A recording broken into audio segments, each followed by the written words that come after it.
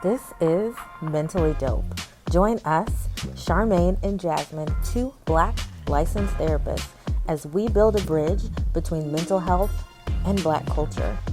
Come on, it's gonna be dope. We back. It's part 2 of Soul Food. Yes, of us breaking over, driving through, kicking down the street, busting it down, the doors and everything. So in this part 2, I feel some type of way. I feel about soul food. It's so loaded. So in this episode, we're gonna go into intergenerational trauma and intergenerational coping. Yes. Both. Yeah. Not both. just the one. BOAF. Both of them. Both of them. Whew. Okay, so can you give us a quick definition of those things? Absolutely not. Okay, intergenerational trauma, it's pretty much like what it says. It's the passing down of trauma through generations, and then it becomes generational. And then coping is pretty much the same thing. How we pass down our coping mechanisms and how it gets passed down through families. So, I mean, for example, if you can pass down trauma, you can pass down coping. 100%. So, for example, we see a lot of families that may cope by drinking, and then we learn to drink. Or you see families who cope by fighting, or whatever it is, by non actually dealing with communication, and that gets passed down because we never learn how to have healthy communication. And then in this family, it's kind of sort of the same thing. We have not learned healthy communication, but we've learned to cope through food. The title of the movie actually became kind of sort of a catalyst into this idea of even them saying in the beginning that whenever they had problems, they just cooked and everybody was okay. Yes, but before we get to that, but were there? Let me paint a picture for you real quickly, because this is my area. Okay, the scene, the time. Paint the scene for you, okay? Because there is a reason. What trauma? What trauma are we talking about? Friends, let me tell you the trauma that we're talking about. To be Black in America is traumatic, and only little bits and sprinkles, if you're paying attention in the movie, says these people are from the South. But what happened in the South? Black people got ran up out of the South. Where did they go? They went to Chicago. A whole lot of Black people went to Chicago. When they went to Chicago, they found out, first of all, we're terrorized in the South, right? Trauma. We already got trauma there. That's already been passed down from generations because, stolen, all this stuff. So we go up to Chicago and we find out, oh my gosh, people aren't crazy about Black people. Even though they fought for freedom or whatever it is they fought that little war for. Freedom-ish. Whatever, people still aren't crazy about us. Trauma, right? That is why this trauma, what we're calling it, because it is trauma, but it's not any one thing, it's all of the things. It's very, very systemic. It's like a systemic as in the whole U.S. Wow. It's like it's a system that's meant to oppress us. It's crazy. So, but it appears to be cultural because it happened to all of us, and we're passing it down generation from generation, right? So we don't know what's going on with Papa Joe, that he got a gambling problem. We don't know what's going on with Mama Joe, that she needs folks to be dependent on her. But we know that it's being passed down. And so that's what we mean when we say trauma. And so now, go ahead. Yeah. We're coping with trauma. And food is one of the ways, culturally, Black people cope with anything. Not just trauma, difficulty. 100%. And then I think that it's also taking something that she was good at. Clearly, we don't know. We don't go into a lot about what she did or who she was as a person, but we knew that she knew how to cook. So if cooking was Mama Joe's thing, that's how she was able to mend relationships. Is that a healthy communication skill? Absolutely not. But was it but was she using what she got to get what she want? Now, Mama Joe, you want a little cornbread? I got some cornbread and greens for you. Yes, but at the same time, I think that she thought that and it did seem healthy in the sense that this is how I mend relationships. That we mend them over fellowship. I don't know healthy, but it was a pattern. It felt healthy to her, probably. Okay, we'll say that. It felt like it was the resources she had. Yes. We'll say that. Once again, you gotta use what you got. You got to use what you got to get what you need. And she did. She knew how to cook. She knew how to put her foot in something. Yeah. And so that's what we was doing. I'm a cook. I'm a clean. Hold it down. So that's what Mama knew how to do. To her detriment. Because what did we die from? All the things. Yeah, unfortunately. Yeah. Yeah. I mean that But that's that a is lot the of hard people's part, too. family Yeah. stories. Is like that's how it goes. Like we love the food that we make, and it's also not healthy. Everything goes back to slavery. Look it up, and all of those things. And so then we have these issues.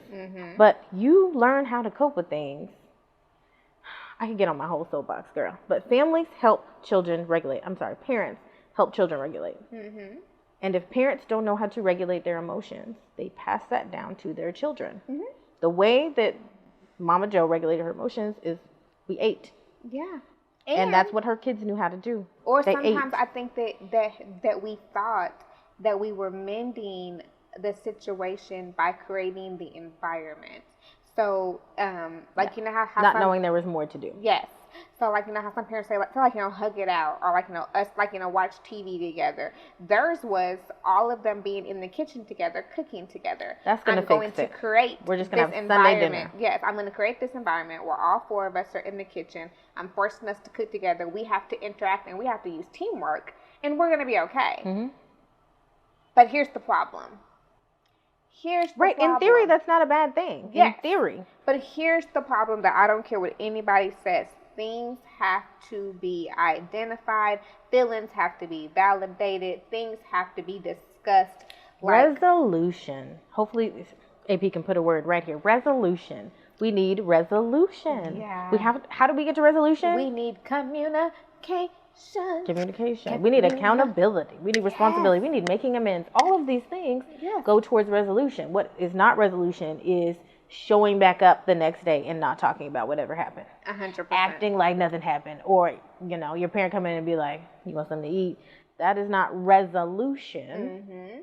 And then at all. The unfortunate thing is that we see that it ultimately did not work. Because if it would have worked, we would not still be holding on to resentment from 10 years ago.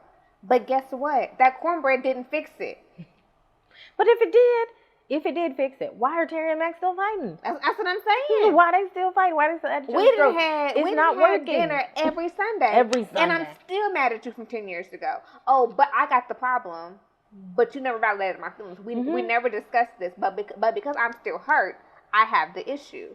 No, we never discussed it. Exactly. So what's the moral of the story? Time does not heal all wounds. Cornbread and greens don't heal all wounds.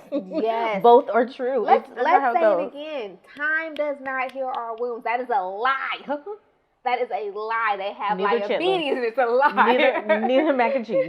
None of it. It's good. It's good to me. It is good. It feels good. And I'm going to eat it. I'm not going to turn it down. It does not fix But I'm not doing it. It does not. Can we talk? Never mind. I was going to say. We're going to talk about it real quick. He said cornbread, but she puts icing on it like it's cake.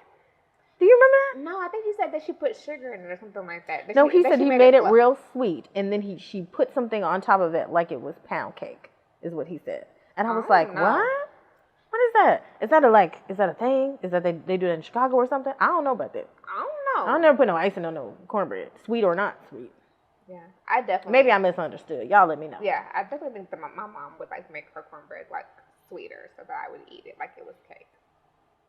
I still do that. You said that like that was a bad thing. Shout out to Jiffy. You got us through Jiffy. Like, can't nobody ground corn and do all that. I'm not doing this. So then we also see this intergenerational coping, and we also see this intergenerational trauma that we see that is continued to pass down. For one of the things that we see is that this whole strong Black woman who do not take care of themselves and their health. It's a whole thing. It is. I know y'all got an auntie, y'all got a mama, y'all got a granny. It could be you. Is it if you don't know anybody, it's probably you. It's probably you. About this whole idea that we have to be strong, that we have to, which I still blame on slavery, whatever. This whole idea that we have to be so strong that we have to neglect ourselves. And then if anything else stands in the way of that, it's a block. So we even seen Mama Joe go through this whole idea of not taking her medication, of not eating right. Clearly she wasn't eating right. Of not doing these things. It's not funny, but when they asked her, "Mama, you not taking your medication?" She looked like this, like, How dare you ask me that? I was like, it's a valid question, Mama Joe. Why you tripping? But the hard thing is that, and then like, you know, we ask these questions about them shunning her. Mama, we need you to take care of yourself. But were Bird, Terry, and Max taking care of themselves? That's not what we learn. No, but going back to our family roles, that was not a part of the roles. The roles were not everybody gets together and checks on Mama Joe and makes sure that she's doing okay. It is Mama Joe looks around and is in everybody's business and makes sure they're doing what they're supposed to do. Mm-hmm. So when even though there was a lot of pressure from those three people, the power broker, the person with all the power here, is pushing them back and saying, no, I'm not doing that. We're not getting out of our roles in this, even if this is happening. Yeah, but in this sense, though, when we look at how this shows up for us in everyday life, you will have individuals, mainly us women, who will go hard for other people. I'm gonna call my friends and I'm gonna call them and tell them, you need to be at the doctor. You need to be taking care of yourself. And then as soon as someone asks me, did you go to the doctor? It ain't about me. We're not talking about me right now. No, this is about you. Not just women, also therapists too. But you know, it's another thing. But yeah, it's all the way passed down. Yeah. But then we can also talk about patterns in a family, and some of that is I would label it as trauma too. Is that we don't know nothing about Papa Joe, and I don't. Is that even his name? It don't matter. That's what I'm calling him. But he had a gambling problem, mm-hmm. so much so that they almost lost the house. They were really struggling with money at one point, and also the baby. Bird. Who did she fall in love with? She fell in love with a convicted person. Oh, Lynn. Yes. Somebody who, well, I mean, he did get out of jail again, but you know, formerly convicted felon, and you can see that there are patterns to some of this trauma. And that she continues to use this as her defense. Anytime anybody brings up Lem's past, she says, well, Daddy had a gambling problem. As if that but makes it okay. This was an example to me, and that was okay. We still love him.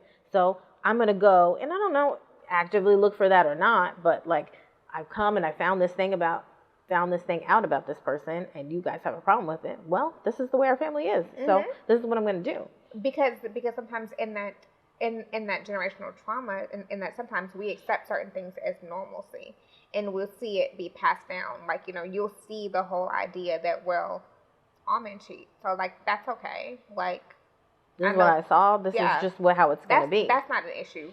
Oh, like he hits you? Don't like all guys do that? Because like that's what everybody gets like a little bit angry, and so that's kind of part of just relationships. Grandpa did it, my daddy did it. Like you know, let's pass it down. There's a lot of rationalization around this, and it still goes with the family dynamic, right? Of like this is how it is, and maybe like some of the men in our lives, they're just they're not perfect, or they have all of these things, and we make lots of exceptions for them. Message. And like not to say you shouldn't be in a relationship with people who like have problems or have an addiction or all of these things, but it never comes from nowhere. It's always connected. Yeah, and recognize how you rationalize this, and recognize where that feeling comes from, and recognize how do you cope? How do you rationalize? Where did this come from? And do you really want this? Are you really okay with this? Or are you just looking for someone who is, or something that is familiar? Are you just looking for a familiar dynamic? This feels like the way I grew up, whether you like that or not, is irrelevant, right? Like this feels familiar, so I'm going to gravitate towards that because that is comforting to me. And you need to be honest with yourself as well about like, is this what I really want, or I just really like being comfortable, and this reminds me of whatever. Yeah, that's the difference, right? No judgment on picking partners, but like being honest with yourself about what are you seeing, what are you attracted to in that, and what parts of that are healthy and not healthy. But can we talk about Lim for a second? Let me tell you something. Y'all did my boy Lim wrong, and I feel how I feel. Try to convince me otherwise. He did not handle his emotions well. That's my only critique of Lim. He did not handle his emotions well. But y'all was wrong the way you did him. She knows she was wrong. Bird did not have to go talk to him. Who? Samuel. I don't know if your name is Samuel out there. I ain't never met Samuel. But he seemed trifling. When I met him, I knew he was trifling when he was there. I said, but no, wait a minute. I almost was there with you about. Oh, you talking about the wedding? Yes. Because let me tell you, and I almost forgot about this. Y'all, let me just say this real quick. Almost had her. This movie started off terrible. we started off with what should have been a happy Why moment. do we like this movie? It started off with what should have been a happy moment, and then those tacky dresses and that tacky wedding dress. But then Bird's ex pops up, Lim's ex pops up. Lim's ex comes in with her tail out, starts grinding him down on the dance floor. How does she know? Why is she there? Who invited her? Like, how did she get in? And then why? In front of all the children, just shaking it.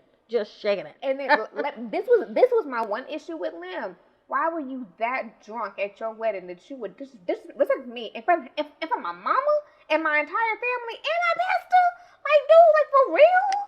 We need to talk about that pastor. But anyway, we gonna keep going. Something's wrong with him. We got an issue with him. Don't keep him around. Hide your kids, hide your wife. There's something's wrong. But and then Bird's ex pops up and fills her. Was he at the wedding too? Yes, he pops up and fills her up in her wedding dress and puts the money in her wedding dress. Now, mind you, she didn't give you the money back, but she. Are we out here? I feel you, Bird. Are we out here inviting exes who still want us to our weddings? Is that what we're doing out here? I'm thinking maybe it was like a community known event that they had like posted a flyer somewhere in the clubhouse. Maybe they put it in the paper back in the day, and was like, everybody come out and support this wedding. But clearly, this was not supported because this was an issue. And then once again, let's go back into this whole idea that we don't discuss nothing because they never talked about it. I don't know about anybody else. Like, and I don't know, maybe I was raised different. My mama would not. No, it's not gonna be me. My mama would not have handled this the way. Forget about the mama. I am not gonna come out of the bathroom seeing what I saw and say, "Oh, he just danced with Mama Joe. Now I'm happy." No, we're gonna talk about what just happened. No, we're gonna talk about what just happened. I would definitely. Everybody saw it. I would have definitely had a Terry moment. Where's my knife? Like, it's over. It's everybody gotta go. Wedding is exactly. over. We shutting it down. Yes. Everybody go home. It's me and you talking about it. We got this. Except you. We got the rest of the building for the rest of the night. Her too. You gonna stay in here because you ain't going on tonight. We have problems. I mean, we do have problems. That need but answers. Because I still feel like crazy. What did Mama Joe say in this moment? Because I feel like that. Did she just go up there and tap her and be like, "Baby girl"? That's what she did. Like let me cut in, or did you go over there and put hands on her? Because that would have been the whole problem right there. That's what she did. I'm just saying, that's all Mama Joe did, and nobody talked about it again. As my mama put hands on her, and I don't mean holding hands. Put hands on her. Have her out. Have her escorted out. Hey, get Benny and them. Let her know where she got to go. That'd have been the one time I would have called the cousin. Like, go on ahead and get them. Like you ain't gotta hurt her. Like, whatever. We gonna pray for her because I don't know. Because I don't know clearly what she was going through to show up at the wedding and try to I don't know. But that's not her business. It's her wedding day. She ain't gotta think about all that. No.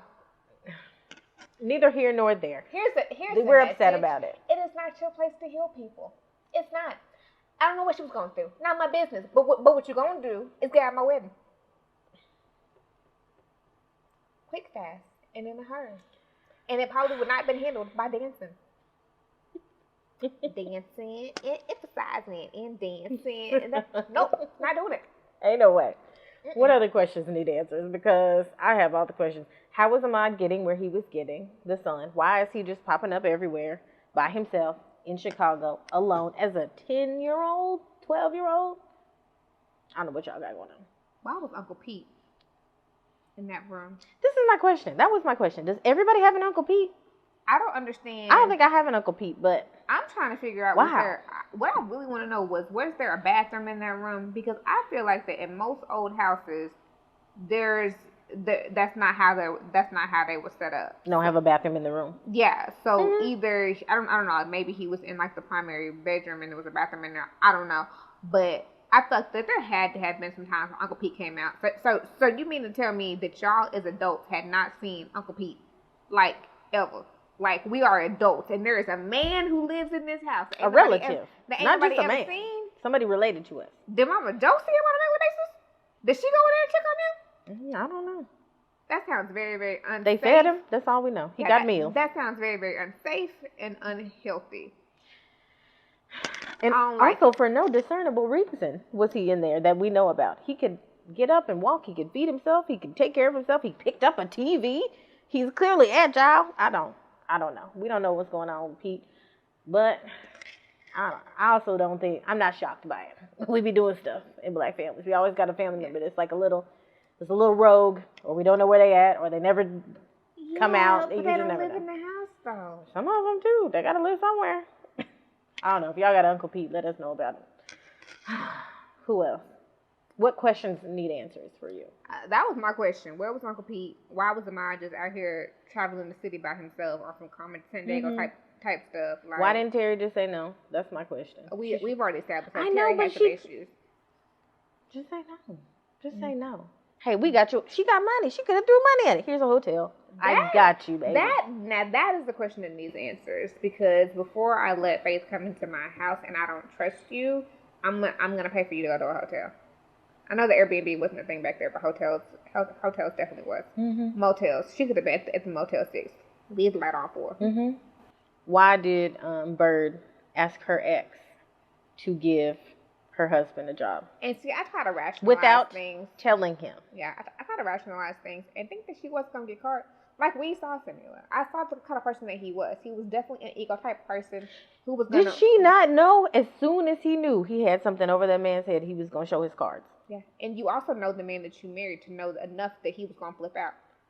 You knew that he. It don't matter who it is. I felt some type of way. I felt like she disrespected me, but and it wasn't at the me. same time, I feel like that somebody else may have just been like, I'm gonna quit, or I'm gonna leave. You knew the kind of person that you married. Lim was gonna tear that whole building up, and we knew it. Like, I knew it before it happened. I saw the vein in his forehead pop out, and I was like, this ain't finna go well. But it's a different situation when a man tells you, leave me alone. Don't ever speak to me again. That's a whole different situation. That's a level of hurt. If somebody ever said that to me, not just, don't talk, don't call me, just all this stuff, but he says, leave me alone. Don't talk to me again. Okay. We're done. I'm going to go to the corner. Yeah, I can't come back from that. That's rough. Before we end, who you doing therapy with? The whole family. All of them. I feel defeated for the whole family. No, I definitely think that if I could, though, it wouldn't even just be like one character. I would like the sisters. I would like.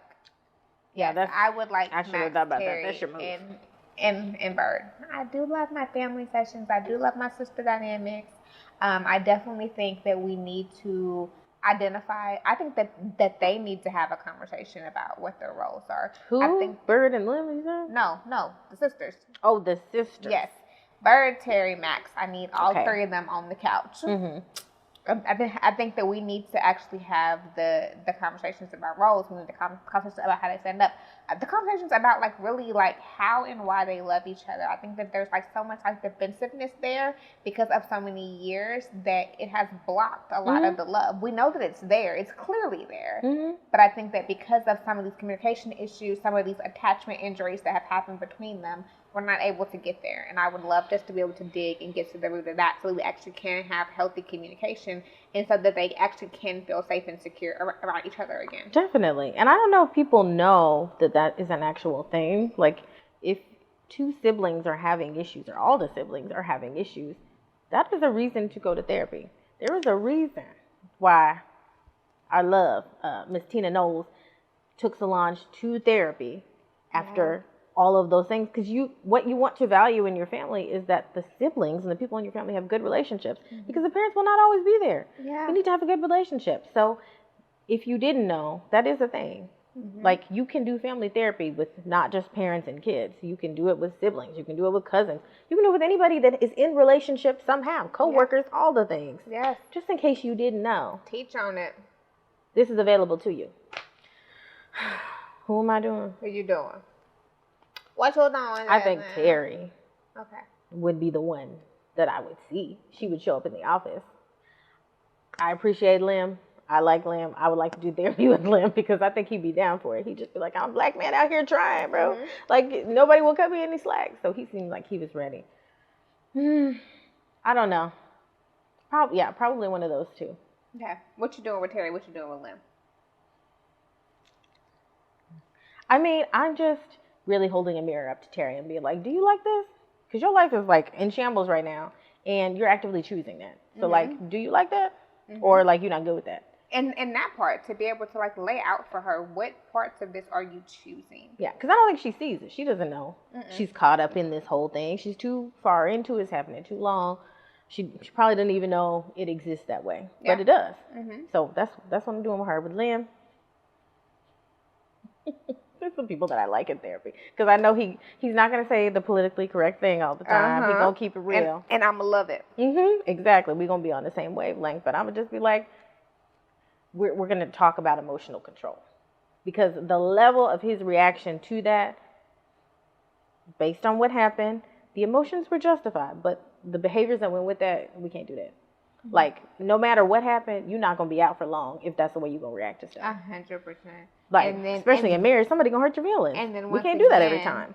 Holding the mirror up to him of like how much of this, and then like going through again. But he got his own trauma. He went to prison. And even need before us that, say no more. Because like even with his prison things, you see that he was trying to be there for friends and family that landed him in those situations. So you got some family trauma that needs to be worked on as well. Yeah. We got work to do.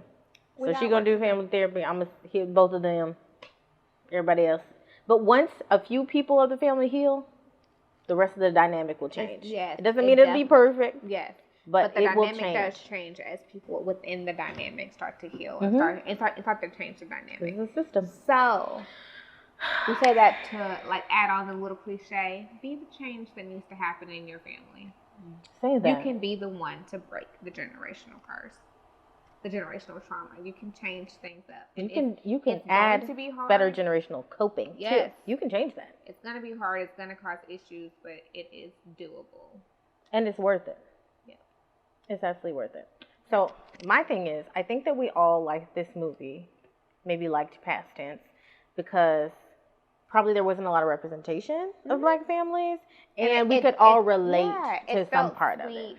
The music was good. It gave you best thing that came out of Soul Food was the soundtrack. Thank you, Kenny Babyface. Yeah, it gave you like this warm feeling, but when you go back and look at it, there was definitely some dynamics, and I think that sometimes it was also the fact that we related to it. I definitely remember those conversations of like, oh yeah, that's me, or like, oh yeah, that's someone. But like as an adult, to actually like look at that and be like, that's not cool, dude.